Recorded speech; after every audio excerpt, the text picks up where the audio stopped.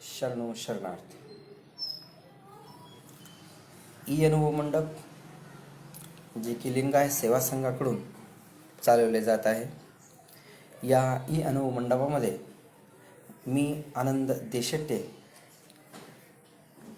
बसव अनुभव मंडप आलूर तर्फे आज आपल्यासमोर मी माझे विचार व्यक्त करणार आहे.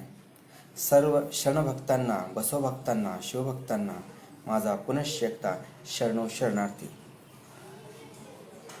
शरणांनो, जवळपास 1 वर्ष होत आलेलं आहे.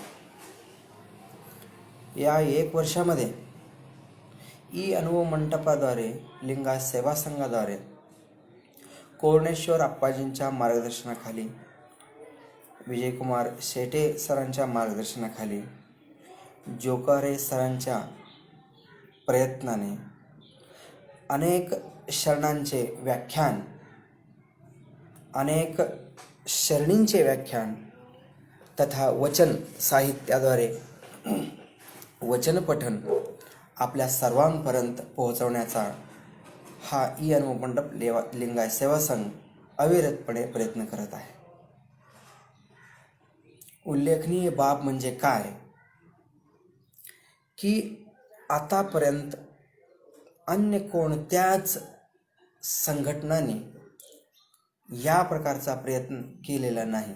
काही जण चालू केले असतील, पुन्हा त्यामध्ये खंडही पडलेला असेल, किंवा काही जण वरवरती फक्त दिखाऊपणा केलेले असतील. परंतु लिंगायत सेवा संघाकडून अविरतपणे जो प्रत्येक घरापर्यंत, प्रत्येक व्यक्तीपर्यंत, प्रत्येक लहान मुलापासून महिला भगिनीपर्यंत वचन साहित्य पोहोचवण्याचा जे कार्य अविरतपणे चालू आहे, त्या कार्याला माझा सलाम. शरणो शरणार्थी. प्रत्यक्षात प्रत्येक वेळेस वेगवेगळ्या अशा विषयावरती, वेगवेगळ्या शरणांच्या इतिहासावरती, वेगवेगळ्या शरणांनी केलेल्या त्या कार्यावरती, मग ते स्त्रियांचं कार्य असेल, अंधश्रद्धा निर्मूलनाचं कार्य असेल, समाजामध्ये विकृतपणा आल्यानंतर त्याला मिटवण्याचा किंवा समभाव दाखवण्याचा कार्य असेल, किंवा राजकीय क्षेत्रात सुद्धा निपुणतेने कसे वागावे, सामाजिक क्षेत्रात काम करत असताना कसे वागावे, आपल्या घरातील आपण आपल्या दाम्पत्यासोबत, मुलाबाळासोबत, आईवडिलांसोबत कसे वागावे, इथंपर्यंतचा प्रत्येक ज्ञान व्यवहार ज्ञानाशी निगडीत असलेल्या उदाहरणासोबत आपल्याला या व्याख्यानमालेतून मिळत आहे, या वचनमातून मिळत आहे. म्हणून हे एक अतिशय उत्तम असं कार्य या लिंगायत सेवा संघाकडून घडत आहे. मी आज आपल्यासमोर काही अनुभव मंडप चालविण्याचा किंवा अनुभव मंडप चालवण्याचे फायदे अथवा अनुभव मंडप स्थापल्यापासून आपल्यामध्ये होत असलेला बदल, आपल्या जवळच्यांच्या संपर्कातल्या लोकांशी होत असलेला बदल, हे कशा प्रकारे होतं. 12व्या शतकामध्ये महात्मा बसवण्णांनी जे काही कार्य केलेले आहे, त्यावेळेस त्यांना आलेल्या अडचणी आणि त्या अडचणीवर त्यांनी मात करून आपल्यापर्यंत हे वचन साहित्याची निर्मिती करून प्रसार आणि त्यांचं जे काही योगदान त्यांनी दिलेलं आहे, ह्या योगदानाबद्दल सुद्धा आपण यामध्ये थोडीफार चर्चा करणार आहोत. पाहूयात, ज्या वेळेस बालबसवण्णा आपलं घर सोडून निघाले, तिथून ते कुडल संगमला गेले. जवळपास 12 वर्ष कुडल संगम येथे त्यांचं अभ्यास पूर्ण झाला. त्यानंतर त्यांचं प्रस्थान महाराष्ट्रातील सध्या असलेला जे आपण मंगळवेढा म्हणतो, त्या मंगळवेढ्याकडे त्यांचं प्रस्थान झालं, जेथे मंगळवेढ्यामध्ये त्यांचे मामा बलदेव राहत होते. तर मामा बलदेवाकडे त्यांचं तिथे प्रस्थान झाला आणि तिथूनच त्यांचं अनुभव मंटपाचं कार्य सुरुवात झालं. कारण काय, ज्या वेळेस त्यांनी 12 वर्ष कुडल संगमला राहून ज्ञान घेतले, त्या घेतलेल्या ज्ञानाचा समाजाला उपयोग व्हावा, त्या घेतलेल्या ज्ञानाचा समाजापरी उपयोग करून समाजाची उन्नती करावी, जे काही अनिष्ट रूढी परंपरा आहेत, जे काही अंधश्रद्धा आहे, त्यांना मिटवण्याचा ध्यास त्यांना लागला. आणि स्वतःचं ज्ञान फक्त स्वतःजवळ ठेवल्यास काही उपयोग होणार नाही, म्हणून या ज्ञानाचा समाज उपयोगासाठी उपयोग करून त्याची जडणघडण करून एक आदर्श कल्याण असं राज्य तयार करावं असं त्यांच्या मनोमनी वाटत होता. म्हणून त्यांनी तिथून आपले मामा बलदेव यांच्याकडे ते तिथून मार्गस्थ झाले. आणि हे बलदेव मामा त्यांच्याकडे गेल्यानंतर मंगळवेढ्याला, त्यावेळेस मंगळवेढा हे एक बागलकोट आणि विजापूर हे जिल्हेसुद्धा तत्कालीन मंगळवेढ्याच्या राज्यात होते. त्यावेळेस हा मंगळवेढा हे एक स्वतंत्र राज्य होता. आता सध्या तो महाराष्ट्रामध्ये आहे. अगोदर तिथंपर्यंतचा भाग हा कर्नाटकशी संबंधित होता. सोलापूर असेल, उस्मानाबादचा काही भाग असेल, मंगळवेढा असेल, लातूरचा काही भाग असेल, हा भरपूर भाग तिथे मंगळवेढ्याला जॉईन आणि कर्नाटकच्या हितसंबंधामध्ये व्यवहारामध्ये त्यावेळेस जोडलेला गेला होता. मंगळवेढ्याला गेल्यानंतर मामा बलदेव हे राजा बिज्जळांच्या राज्यामध्ये दरबारामध्ये ते मंत्री म्हणून होते. मग हेही तिथे कार्य करण्यासाठी गेले आणि स्वतःचं बुद्धिमत्ता त्यांनी तिथे दाखवली, स्वतःचं चातुर्यपणा, कामाचा चांगलेपणा हे त्यांनी दाखवले. त्यामुळे राजांना बसवण्णाबद्दल आदर निर्माण झाला. राजा बिज्जळ हे महात्मा बसवेश्वरांच्या किंवा बसवण्णांच्या समवयस्क आहेत असं काही पुस्तकात लिहिलेले होते. म्हणून त्यांना यांचा प्रभाव जास्त प्रमाणात पडला आणि त्यांना तेथील भंडाराचं म्हणजे आर्थिक उलाढाल करण्याचं जे मुख्य काम असतो किंवा हिशोब ठेवण्याचं जो काम असतो त्या कामावरती त्यांना त्यांनी नियुक्त केले. मग त्या कामामध्ये सुद्धा नियुक्त केल्यानंतर सुद्धा कुडल संगमहून घेतलेल्या ज्ञानाचा उपयोग त्यांनी प्रत्येक ठिकाणी मंगळवेढ्यामध्ये राहिल्यानंतर काही जणांच्या काम संपल्यानंतर घराकडे जायचं, काही व्यक्तींचे ग्रहभेटी घ्यायचं, काही जणांचे स्वतः भेट घ्यायचं, अशा प्रकारचे नित्य प्रकारचे त्यांची कार्य चालूच होते.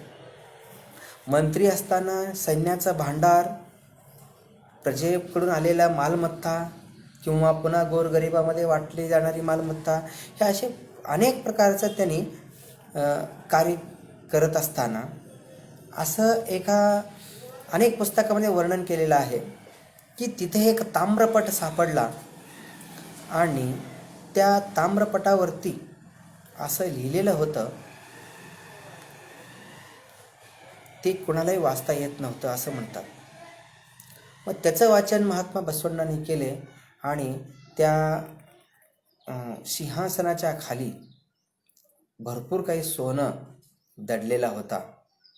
त्याला उकरून पाहिल्यानंतर तिथे सोनं वगैरे मिळालं, परंतु त्या राजाच्या सोन्यावरती किंवा मिळालेल्या सोन्यावरती आपल्या कुणाचाही अधिकार नाही, तर तो जनतेचा अधिकार असतो, हे त्यांनी ठासून त्यावेळेस सांगितलेलं होतं. आणि काही पुस्तकात सुद्धा असे वर्णन केलेलं आहे की महात्मा बसवण्णांनी हिशोबामध्ये काहीतरी अफरातफर केलेले आहेत.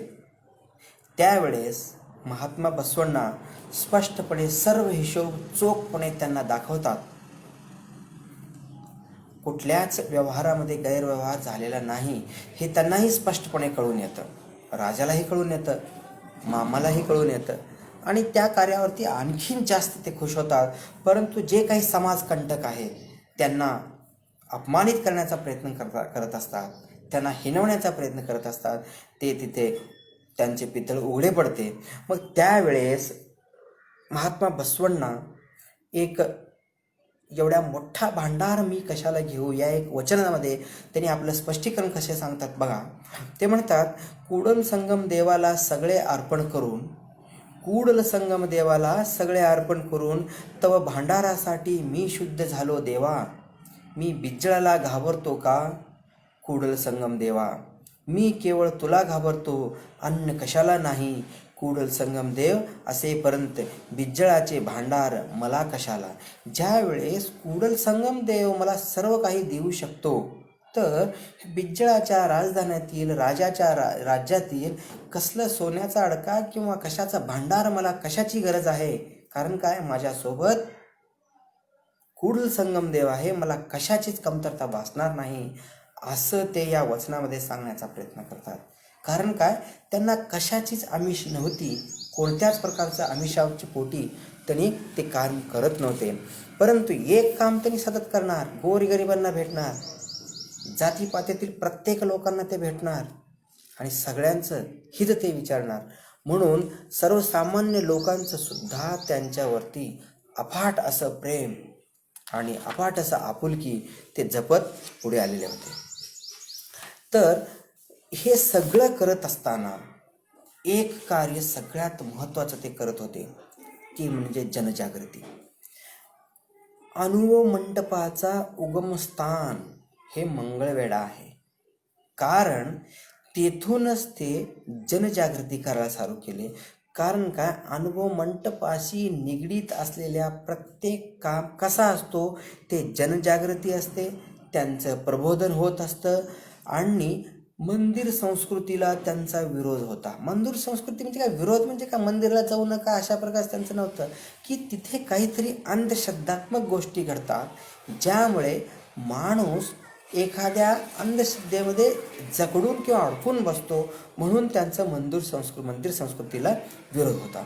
पुढे ते सांगतात की अशा या संस्कृतीमुळे अज्ञान आणि अंधश्रद्धेचा बळी हा मानव होत चाललेला आहे. त्यानंतर त्यांनी पुढे आवर्जून स्त्री सुधारणा, व्यसनमुक्ती, कायक आणि दासोह तत्वांचा त्यांनी प्रसार तिथून सुरू केला.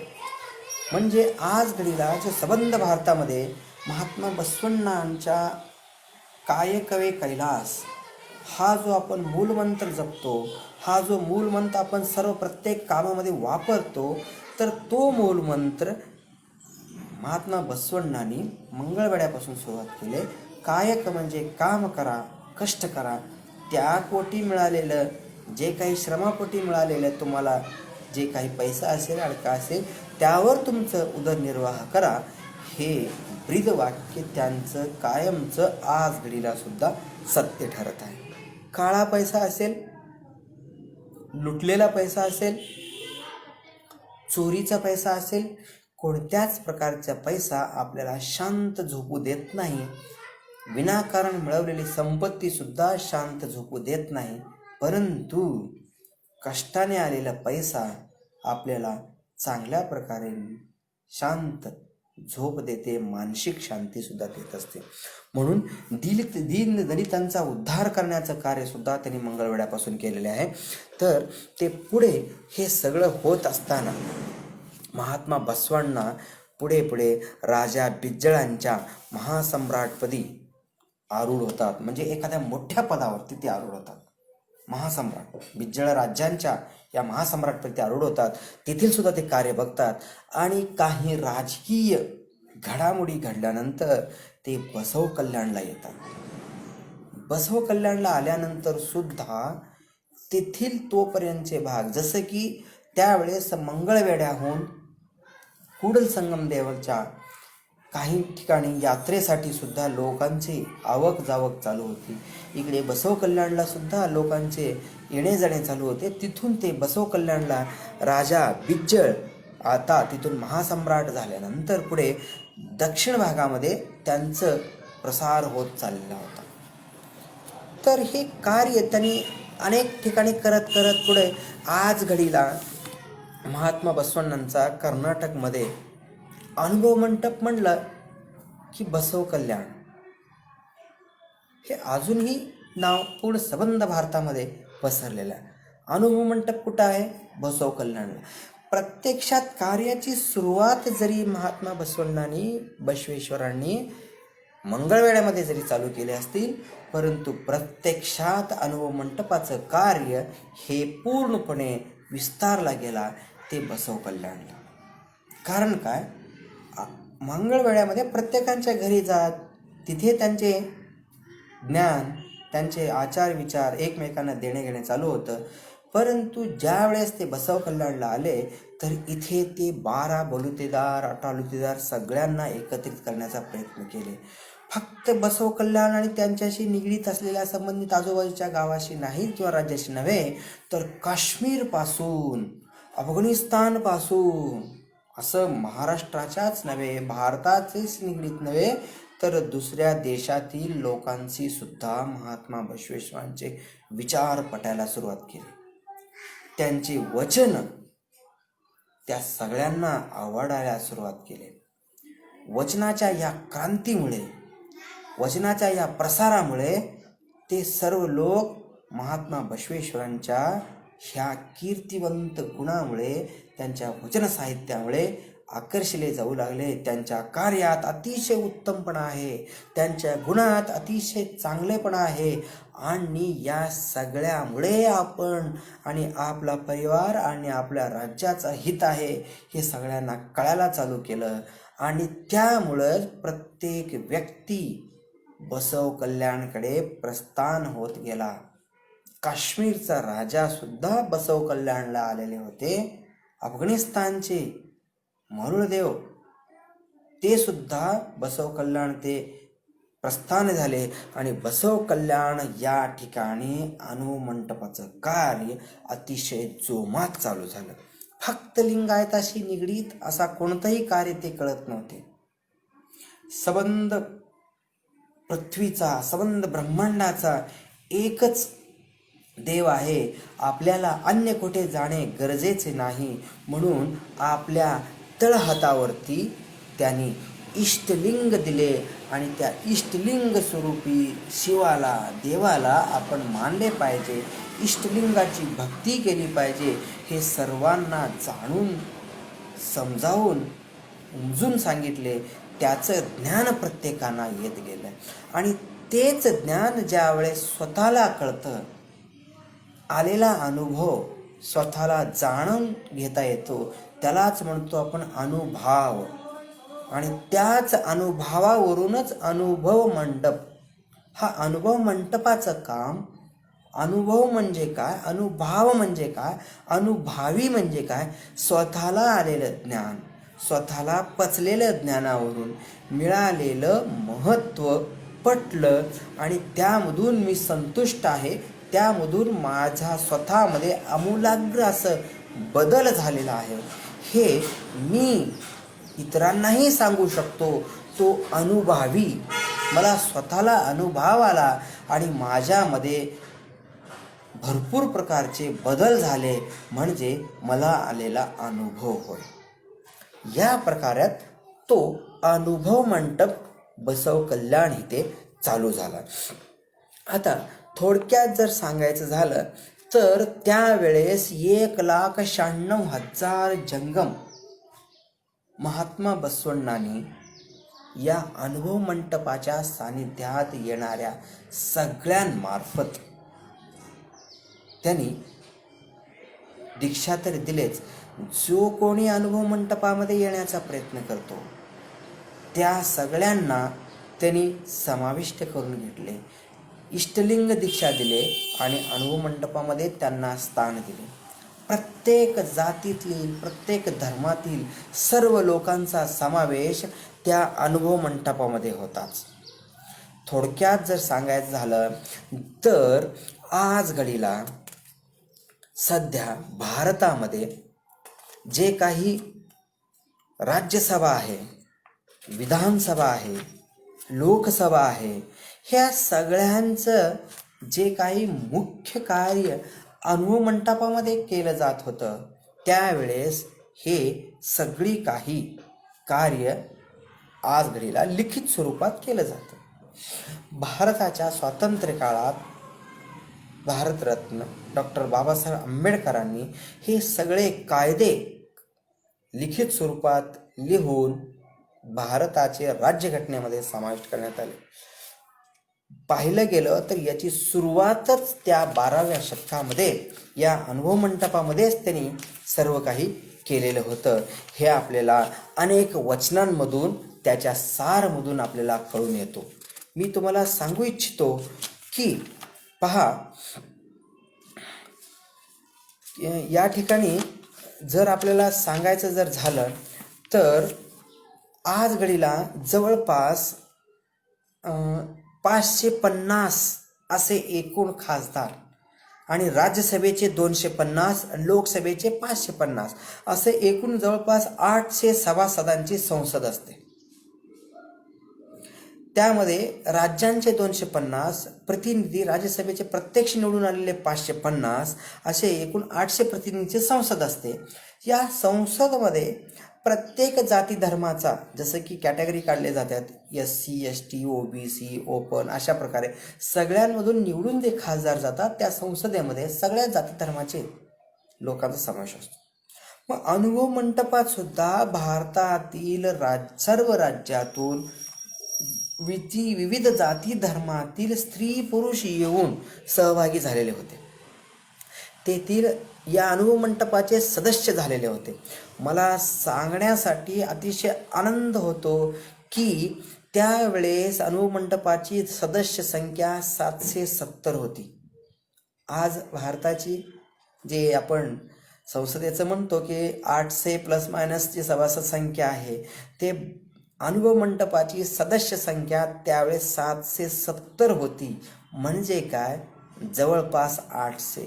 म्हणजे याचीच रचना 12व्या शतकामध्ये महात्मा बसवण्णांनी केलेलं आहे. आणि पुढे जाऊन मला असं सांगावेच वाटतं की 770 सदस्यांपैकी 70 सदस्य हे महिला होते. 70 सदस्य महिला होत्या.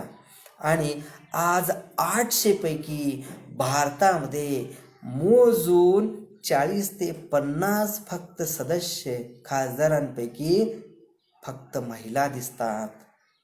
770 पैकी 70 महिला असताना 800 पैकी प्रमाण, आज आपण महिलेला समानतेचा हक्क दिलेला आहे असं म्हणतो, परंतु 800 पैकी 40 ते 50 आपल्याला प्रत्यक्षात दिसत असतील आणि 770 महिला, म्हणजे सदस्य संख्या कमी असताना सुद्धा महिलांचं प्रमाण जास्त हे 12व्या शतकामध्ये अनुभव मंडपामध्ये होतं. हेही आपल्याला या एका उत्कृष्ट कार्याचं एक ठोस पुरावा आपल्याला सांगता येईल. आणखीन अनुभव मंडपामध्ये सगळ्यात महत्त्वाचा एक दुसरा सांगण्यासारखा किंवा उल्लेखनीय गोष्ट म्हणजे की अनुभव मंडपामध्ये प्रत्येकजण समाविष्ट होऊन स्वतःप्रती येऊन त्याचं कार्य, तेथील वचनप्रसार, बसवतत्व आचरणात आणले पाहिजे असं मला वाटतं. कारण काय, जोपर्यंत तुम्ही अनुभव मंडपामध्ये येत नाही तोपर्यंत तुमच्या विचारामध्ये आमूलाग्र असं बदल कधीच होणार नाही. कारण काय, महात्मा बसवण्णा म्हणतात की अनुभव मंडप म्हणजे काय, कुठेही एखाद्या हॉटेलमध्ये बसून, कुठेही एखाद्या रस्त्यावरती उभे राहून उगा विचारमंथन केलं म्हणजे अनुभव मंडप आहे का? कुठेही बसलं, चर्चा केली कोणत्या तरी एखाद्या कार्याचं, तर ते अनुभव मंडप आहे का? नाही, त्याला काही मर्यादा सुद्धा असतात. अनुभव मंडप जसं की लोकसभा, राज्यसभा, पार्लमेंट जे म्हणतो ते एकत्रित आल्यानंतरच त्यांच्यामध्ये विचारांची देवाणघेवाण होते आणि तिथून एखादं आज दिलेला GR जसं पास होतो तसं त्यावेळेस एका ठिकाणी आल्यानंतर विचारांची देवाणघेवाण झाल्यानंतर त्यांचं विचार एकमेकाला पटल्यानंतर त्या विचारावरती वचनं लिहिली जात होते आणि सगळ्यांच्या अनुमतीनं ते वचन पारित केलं जात होतं. अशी अनेक वचनं सुद्धा आपल्या कर्नाटक सरकारकडे आज घडीला उपलब्ध आहेत. महाराष्ट्र बसव परिषद असेल, किंवा लिंगायत सेवा संघ असेल, अशा मार्फत आपल्यापर्यंत मराठीमध्ये ते सर्व वचन साहित्य आणि 770 शरणगार आणि त्यांच्या अनुयायींचं सुद्धा सगळं इतिहास भांडार आपल्यापर्यंत पोहोचत आहे. पुनश्च एकदा अनुभव म्हणजे काय, अनुभव मंडप म्हणजे काय ते एका वचनामध्ये सांगतात. अनुभव म्हणजे गप्पांचा विषय का, अनुभव म्हणजे बाजाराची बातमी का, अनुभव म्हणजे रस्त्यावरचे दुकान का, वाटेल तेथे चर्चा, वाटेल तेथे अनुभव, भेटल्या ठिकाणी चिंतन करणाऱ्या निर्बुद्ध नीच लोकांना कुडल संगम देव प्रसन्न होईल का. कुठेही जाताना उगा असं काहीतरी बोलत राहायचं, हो हो बसवेश्वर मला असं होते तसं. मग ही चर्चा ही निष्फळ चर्चा आहे. तुम्ही एका ठिकाणी बसा, एकमेकांचे विचार एकमेकांना आदान प्रदान करा. तुमच्या विचारातील स्पष्टोक्तपणे त्यामध्ये कोणताही भेदभाव न ठेवता, कोणताही अहंकार न ठेवता आदान प्रदान करा.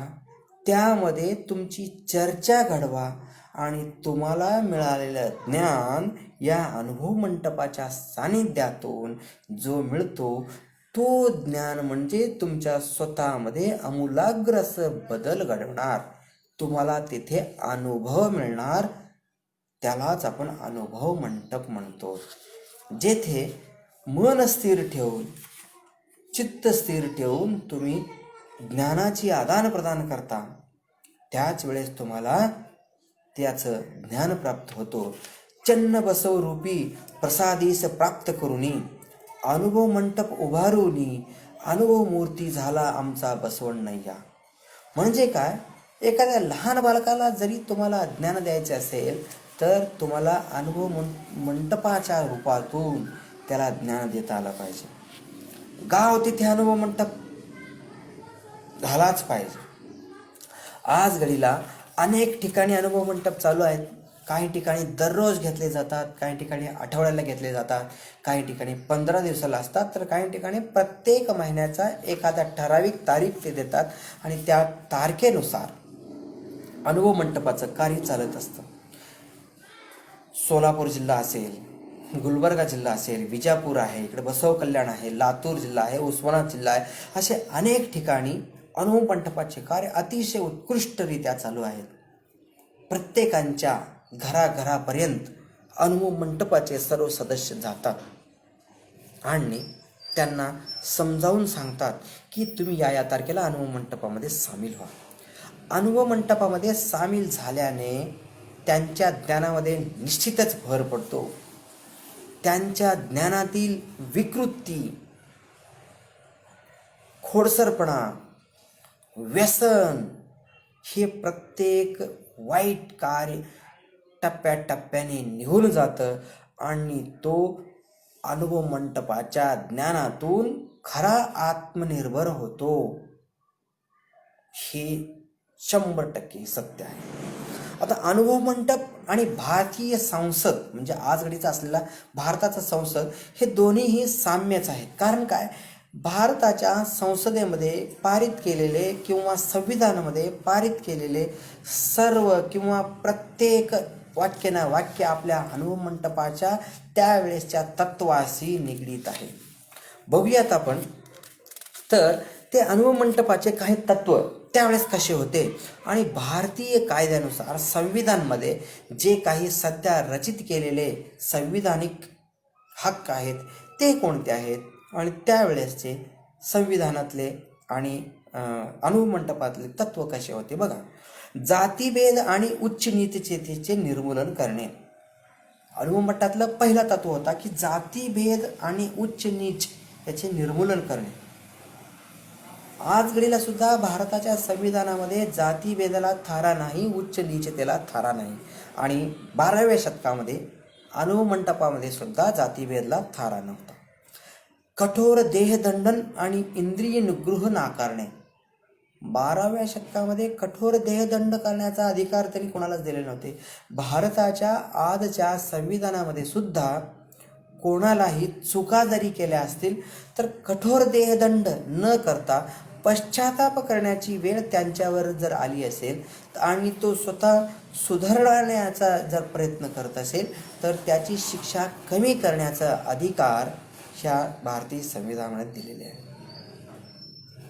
एखाद्याला अनेक वर्षाची शिक्षा झाली असेल परंतु त्या तेवढ्या ठराविक वर्षाच्या शिक्षेमध्ये त्याचं वागणूक आणि त्यांनी केलेलं कार्य जर चांगलं असेल तर त्यांची शिक्षा कमी होते. म्हणजे कठोर देहदंडसुद्धा इथं माफ केला जातो. हे त्यावेळेसपासून पुढे कर्मकांडास विरोध. भारताच्या संविधानाने सुद्धा कर्मकांड करण्यास विरोध आहे आणि 12व्या शतकामध्ये अणुमंडपामध्ये सुद्धा कर्मकांड करण्याला विरोध होता. त्याच्यापुढे सांगतात इष्टलिंग परिकल्पनेचा स्वीकार. हा जो इष्टलिंग आहे महात्मा बसवण्णांनी आपल्याला हातात दिलेले जे इष्टलिंग आहे हा सर्व जाती धर्मातून एक करून पूर्ण विश्व आपल्या तळहातात महात्मा बसवण्णांनी करून शिवाला एवढ्याशा आपल्या छोट्याशा तळहातावरती आणून दिलं आणि तुम्ही त्याचीच इष्टलिंग पूजा करा. हा इष्टलिंग परिकल्पनेचा सर्व लिंगायत धर्मातील किंवा अणुमंडपात समाविष्ट असणाऱ्या सर्वांना त्यांनी स्वीकार करायला लावलेले होते. पंचसूतकाचा निषेध केले होते. पंचसूतक जे असतात जे की इकडे शिव नको शिवाशिवी असतात त्यांचं त्या काळामध्ये सुद्धा काय केलेलं होतं त्यांनी विरोध केलेला होता आणि आजही ते आहे. अंधरूढी निर्मूलन करणे. जे काही अंधश्रद्धा आहेत अंधरूढी आहेत की बळीचं बकरा करायचं कोणीतरी कोंबडं कापायचं हे त्या काळात त्यांनी विरोध केलेले होते. त्याचं निर्मूलन करण्याचा प्रयत्न केले होते आणि आज घडीला सुद्धा भारताच्या संसदेच्या या संविधानामध्ये लिहिलेलं आहे एकेश्वरवादाचा स्वीकार करा. एकेश्वरवाद भरपूर देव प्रत्येकाने मानत गेले वेगवेगळ्या तशा प्रकारचं तुम्हाला करण्याची गरज नाही. तुम्ही फक्त एक आणि एक इष्टलिंग पूजा करा ध्यान करा तुम्हाला सर्व काही ज्ञानप्राप्ती होत जाईल असं त्यांनी सांगितलेलं आहे. एकेश्वरवाद जोपासा. श्रमनिष्ठेचा स्वीकार करा. श्रमाचा स्वीकार करा. कुणास चोरी करायचं लबाडी करायचं खोटे बोलून पैसा मिळवायचं अशा प्रकारचा कुठल्याही प्रकारचा तुम्ही आपलं स्वतःचं हित सांभाळण्यासाठी किंवा पैसा अडका धन कमवण्यासाठी करू नका. श्रमनिष्ठेला स्वीकार करा. कायक हवे कैलास म्हणजे कायक करा कष्ट करा. हे त्यावेळेसच्या आचरण पद्धती. मानवी हक्क आर्थिक धार्मिक आणि सामाजिक स्वातंत्र्य. बघा एवढं मोठं ज्ञान 12व्या शतकामध्ये अणुमंडपामध्ये त्यांनी हे तत्व विचार हे अंगीकारण्यात आलेलं होतं. बघा मानवी हक्क जे आज घडीला मानवी हक्क आहे प्रत्येक मानवाला समान हक्क मिळाला पाहिजे. संविधानामध्ये सुद्धा तेच आहे. आर्थिक असेल धार्मिक असेल आणि सामाजिक स्वातंत्र्य असेल. काळाराम मंदिरामध्ये आंबेडकरांना येण्यासाठी विरोध करण्यात आलेला होता. फक्त मंदिर प्रवेश करावा या आमच्या सर्व लोकांना बहुजनांना मंदिर प्रवेश मिळावा म्हणून डॉक्टर बाबासाहेब आंबेडकरांनी काळाराम मंदिर प्रवेश केला होता. मग 12व्या शतकामध्ये मानवी हक्क आर्थिक असेल धार्मिक असेल आणि सामाजिक स्वातंत्र्य असेल हे प्रत्येक ठिकाणी ठासून अणुमंडपाच्या तत्वामध्ये त्यांनी समाविष्ट केलेले आहे. पुढचं सांगतात सद्गुण सदाचारास प्राधान्य द्या. ज्याच्याकडे सद्गुण आहेत ज्याच्याकडे सदाचार आहेत चांगले आचार विचार आहेत त्यांना तुम्ही प्राधान्य दिले पाहिजे. एखादा श्रेष्ठ जातीमध्ये आहे म्हणून त्याला तुम्ही प्राधान्य देता. एखादा कनिष्ठ जातीमध्ये धर्मामध्ये आहे म्हणून तुम्ही त्याला तुच्छ मानता. अशा प्रकारचं कधीच करू नका. ज्याचे विचार चांगले ज्याचे आचार चांगले ज्याचे गुण चांगले त्यांना हमखास तुम्ही काय करायला पाहिजे त्यांना प्राधान्य द्यायला पाहिजे. असं तत्व 12व्या शतकापासून अणुमंडपाचं आहे. दासोह समाजसेवा तत्वाचा प्रसार करा. दासोह आज घडीला जर बघितलं गेलं दासोह आहे का दासोह काय दासोह म्हणजे फक्त जेवायची पद्धत. दासोह म्हणजे काय कष्टाने कमवलेल्यामधून काही प्रमाणात धन असेल काही प्रमाणात पैसा असेल किंवा अन्न असेल किंवा श्रम असेल वेळ देऊ शकता लोकांना समजावून सांगू शकता अशा प्रकारचे दासोह प्रवृत्ती दान करण्याची प्रवृत्ती, पैसा असेल, अन्न असेल किंवा वेळ सुद्धा दान करण्याची, दुसऱ्याला सेवा करण्याची प्रवृत्ती तुमच्यामध्ये असेल तर त्या तत्वाचा तुम्ही प्रसार केला पाहिजे. स्त्री पुरुष समानता आणि व्यक्ती प्रतिष्ठा. स्त्री पुरुष समानता आज घडीला अजूनही भारतामध्ये 33% महिलांना आरक्षण जरी घोषित केला असेल तर किमान 33% सुद्धा आपण देऊ शकत नाही, असं आहे. तर स्त्री पुरुष समानता आणि व्यक्ती प्रतिष्ठा, प्रत्येक व्यक्तीला प्रतिष्ठा आहे. मग तो आज घडीला झाडू मारणारा असेल आणि आज घडीला खुर्चीवर बसणारा प्रधान असेल, ह्या सगळ्यांमध्ये प्रतिष्ठा आहे.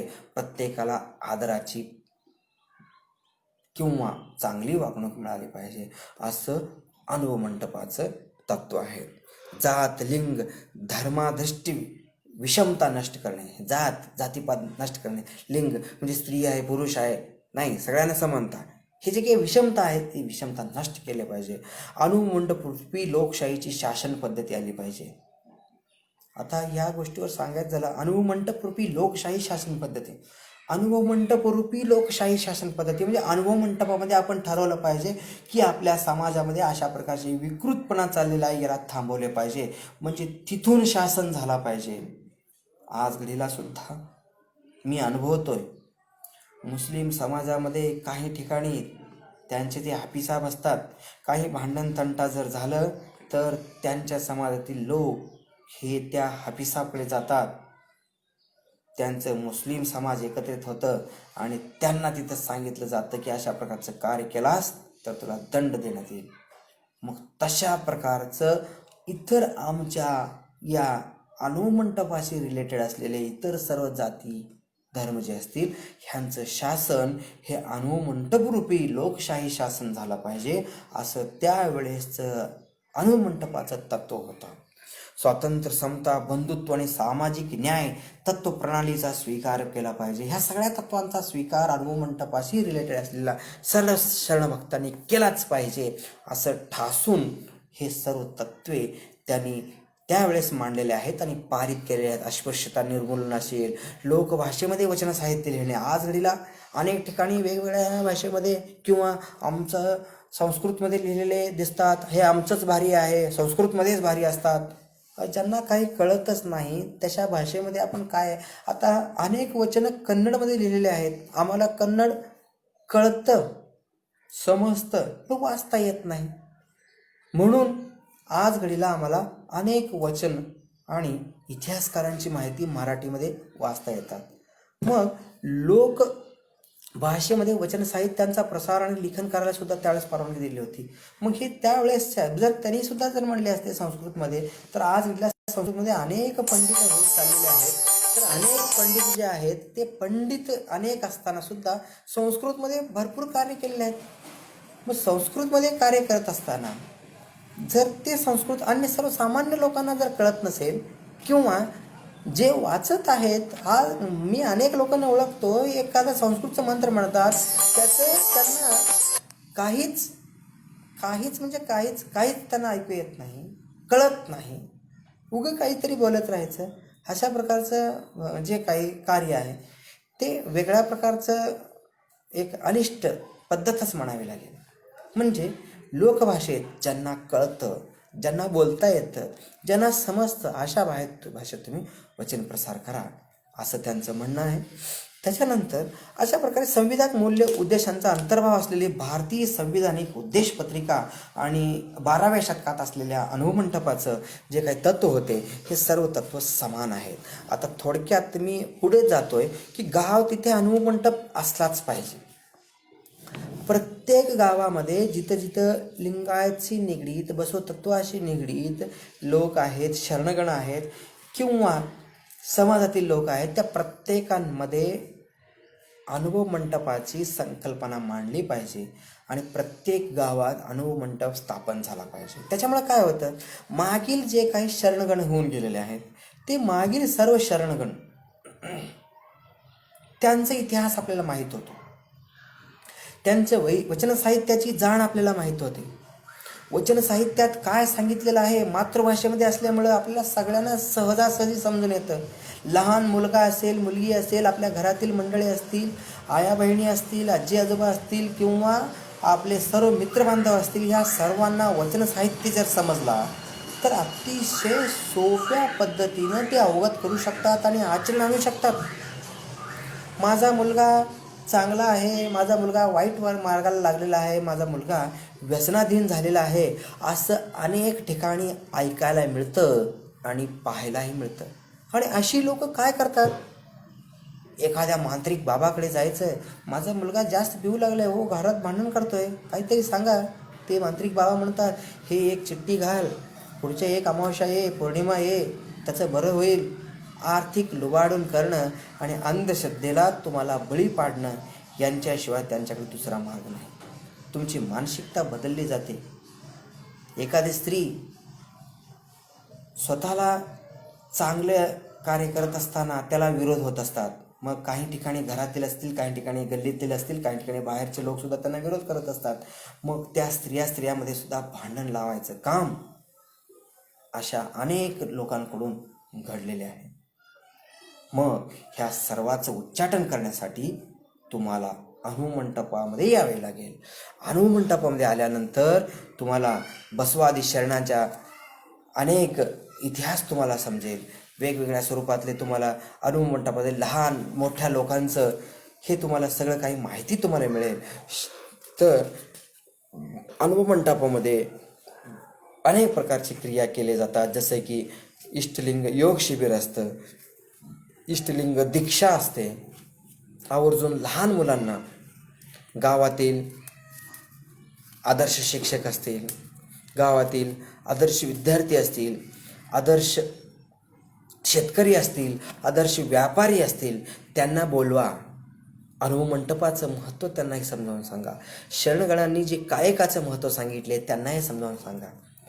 त्यामुळं त्यांच्यासहित त्यांच्या घरातील आणि त्यांच्यासोबत असणाऱ्या सगळ्यांचं व्यसन, अंधश्रद्धा, सामाजिक बांधिलकी, समता ह्या गोष्टी प्रखरतेने त्यांना लक्षात येतील आणि ती व्यवस्था आपल्याला जोपासण्यासाठी सोयीस्कर होईल.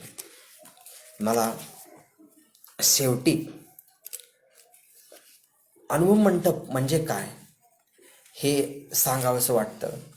आता जर तुम्हाला अनुभवमंडप म्हणजे काय, भरपूर जण म्हणतात की अनुभवमंडप काय, गेलं की वचन सांगतात वचन. परंतु मी आलूर, तालुका उमरगा, जिल्हा उस्मानाबाद या गावचा आहे.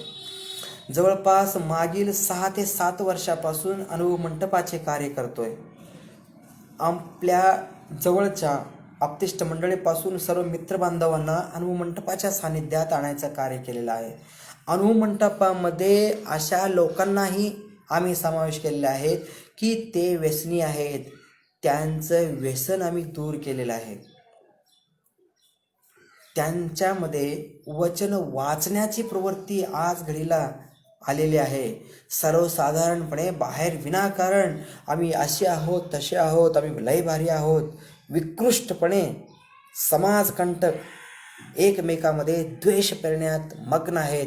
अशा समाजकंटकांकडे साधं अनुभवमंडपाचं किंवा बसवेश्वरांचं एखादं वचन सांगण्याची हिंमत नाही, किंवा अनुभवमंडपाचं कार्य आणि विश्लेषण किंवा शरणगणांचं इतिहास सांगण्याचे ज्ञान नाही. तर अशा लोकांना माझी नम्र विनंती आहे की आपण सर्वजण अनुभवमंडपामध्ये या, आमच्याशी चर्चा करा.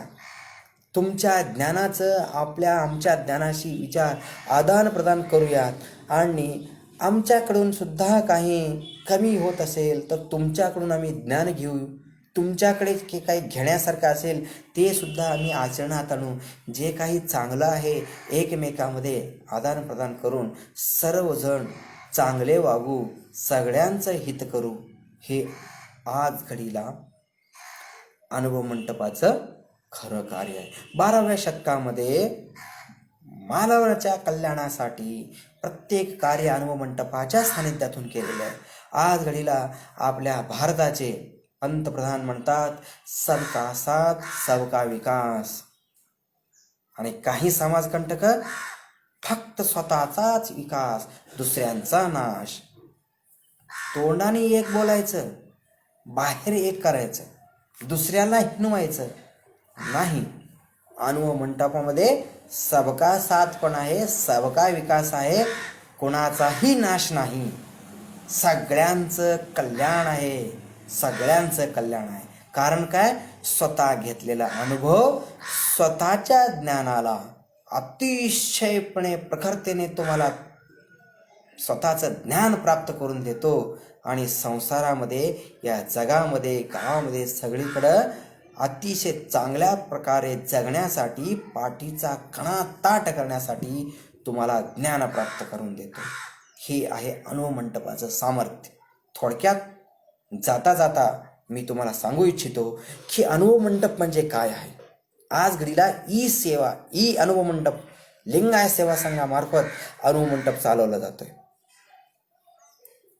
प्रत्येकांच्या खिशात अनुभव मंडप आहे. प्रत्येकांच्या खिशात बसव साहित्य आहे, बसव तत्वाचे साहित्य आहेत, वचन साहित्य आहे. कारण का? प्रत्येकाला अँड्रॉइड मोबाईल आहे. ज्या ज्या वेळेस तुम्ही मोबाईल उघडता त्या त्या वेळेस किंवा दररोज फक्त एक तरी वचन तुम्ही वाचा. फक्त किमान एक वचन आपल्या जवळच्या माणसाला प्रसार करा. 770 शरणामधलं कुणाचंही एक पुस्तक घ्या, वर्षभर त्याला पूर्ण करा. फक्त एक वचन दररोज वाचा आणि तुमच्या स्टेटसला ठेवा, तुमच्या ग्रुपमध्ये पाठवा आणि त्यांना सांगा की तुम्ही फक्त वाचा. ते कळत नसेल तर मला विचारा, त्याचं स्पष्टीकरण मी सांगतो. तुम्ही असं म्हणा. एकमेकांच्या वाचनांमधून, एकमेकांच्या स्पष्टीकरणामधून ह्या वचन साहित्याचा आपोआप प्रसार होतो. अनुभव मंडप आपोआप मार्गी लागतो. समग्र समाज क्रांतीचा हुंकार म्हणजे अनुभव मंडप होय. समग्र समाज क्रांतीचा हुंकार म्हणजे अनुभव मंडप आहे. वचनाच्या कडव्यांचा तो महाविद्रोह म्हणजे अनुभव मंडप आहे. वचनाचा कडव्याचा महाविद्रोह आहे. कुठल्याच प्रकारचं अनिष्ट प्रथा इथं अनुभव मंडपाने केलं जात नाही किंवा स्वीकारला जात नाही किंवा सांगितला जात नाही. इथं सर्व धर्म समभाव, अंधश्रद्धेवरती मात करणारा, सगळ्यांना सोबत घेऊन चालणारा अनुभव मंडप आहे. कोणत्याच जातीला, कोणत्याच धर्माला हिणवण्याचं काम अनुभव मंडपाच्या सान्निध्यातून केला जात नाही. हे एक प्रमुखतेच आहे. प्रज्ञा आणि प्रतिभेचा तो बुलंद आवाज आहे. तुमच्याकडे प्रज्ञा आणि प्रतिभा, तुमच्याकडे बुलंद आवाज निर्मिती करण्याचं अनुभव मंडपाच्या सान्निध्यातून तुमचं तो प्रेरणा जागृत होईल. कल्याण क्रांतीचा तो एक धगधगता इतिहास आहे. बसव कल्याणचा जो क्रांती झाली, तो कल्याण क्रांतीचा तो धगधगता इतिहास या अनुभव मंडपाच्या सानिध्यातून घडलेला होता. अनुभव मंडपात बसून चर्चा, चिकित्सा आणि प्रश्नोत्तर व सुसंवाद करणाऱ्यांचे मनगट, मेंदू सक्षम होतात आणि अशी माणसं कधीच कोणाचेही गुलाम बनणार नाहीत. ज्याचं ज्ञान सक्षम होतं, ज्याचं मन आणि मनगट सक्षम होतं, ज्याची चर्चा सत्रामध्ये सत्याच्या बाजू मांडण्याला प्रेरणा मिळते, अशी माणसं कोणाचीच गुलाम होणार नाहीत. अनुभव मंडपामध्ये आल्यानंतर तुम्हाला गुलामी मरेपर्यंत करावी लागणार नाही, एवढं मी ठासून तुम्हाला सांगतो. आणि तेच खरे शरण बनू शकतात. अनुभव मंडपाच्या सानिध्यातूनच शरण निर्मिती होते. विनाकारण विभूती ओढली, मी लिंगायत आहे, मी शरण आहे, हे फक्त नावापुरतं झालं. खरा ज्ञान घ्यायचं असेल तर अनुभव मंडपामध्ये या, वचन वाचा, चर्चा करा, निर्भीडपणे चर्चा करा, निसंकोचपणे चर्चा करा, दुष्टबुद्धी बाजूला ठेवून चर्चा करा. म्हणजे तुमचं स्वतःचं मन सुद्धा तुम्हाला सांगेल की इथं सर्व काही सत्य आहे. वचन पचन झाल्यास समाजात सामाजिक परिवर्तन व्हायला वेळ लागणार नाही. स्वतःपासून सांगतोय. ज्यावेळेस तुम्हाला वचन पचन होईल. आमच्याकडून अनेक चुका झालेल्या आहेत. आम्ही सुद्धा अगोदर असंच ढोल ताशा वाजवत, मिरवणूक करत, वेळोवेळी कुठं जत्रा करत निघत होतो. आजही जातो, परंतु अनेक निर्बंध आम्ही पाळतो. अनेक दुष्ट विचार आम्ही जवळ घेत नाही. अनेक लोक कुठंतरी जत्रा आहे, ते यात्रा आहे, अहो कसे जातात, किती वाजता जातात, किती वाजता येतात, आम्हाला सगळं माहीत आहे. ते स्वतःलाही माहीत आहे. खरी भक्ती कशी आणि दाखवणी भक्ती आणि खरी भक्ती कशी हे ज्यांनी त्यांनी स्वतःला ओळखतात. विनाकारण अशा प्रकारची ढोंगी भक्ती दाखवण्यात काही अर्थ नाही. ज्ञानप्राप्तीसाठी भक्ती असावी, ज्ञानप्राप्तीच्या त्यामध्ये होते अशी भक्ती तुम्ही सर्वजण घ्या. ज्या माणसांना वचनपाठ आहे त्या माणसाच्या मानेचा मणका आणि पाठीचा कणा नेहमी ताठ असतो. अनुभव मंडपामध्ये येणाऱ्या प्रत्येकाचं मानेचा मणका आणि पाठीचा कणा ताठ आहे. कारण काय?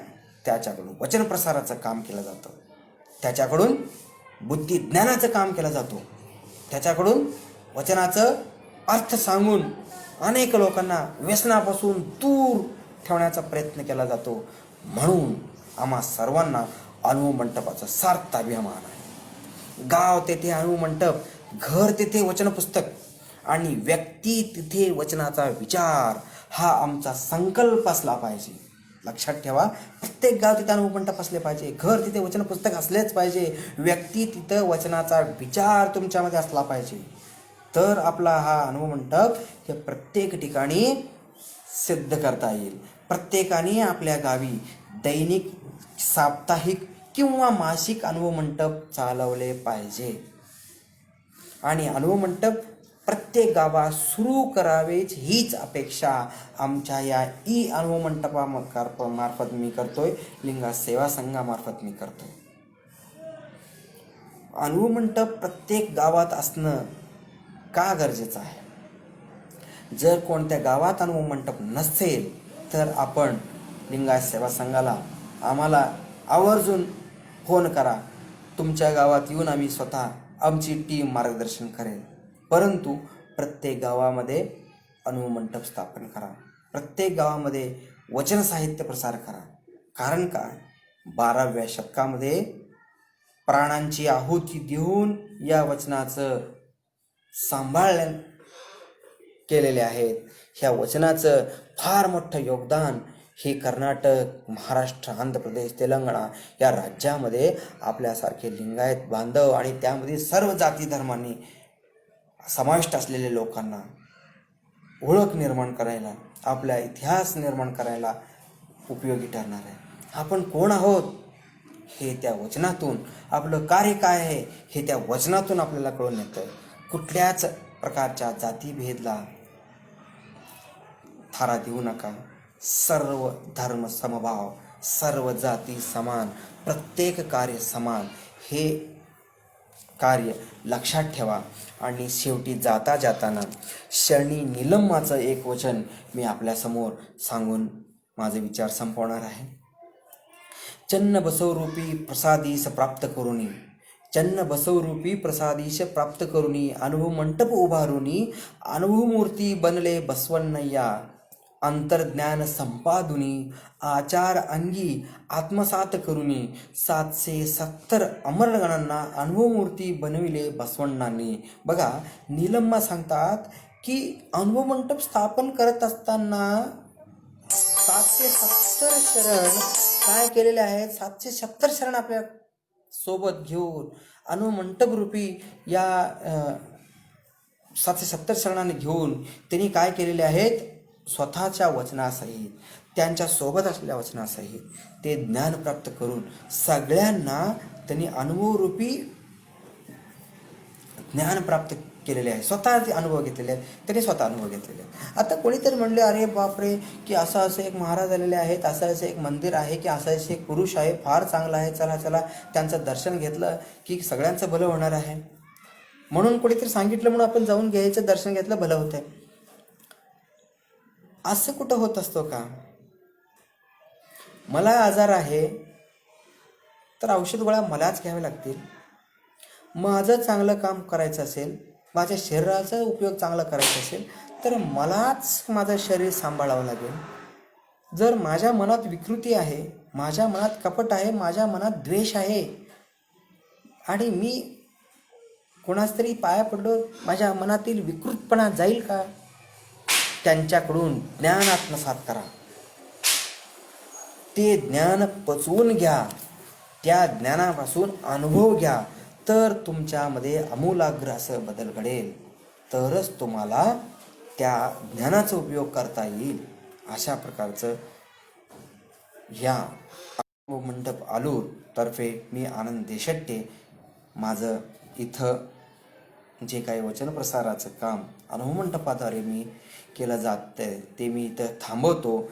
मला लिंगायत सेवा संघाने आज बोलण्याची संधी दिली त्याबद्दल मी धन्यवाद व्यक्त करून पुनश्च एकदा आपल्या सर्वांना शरणो शरणार्थी.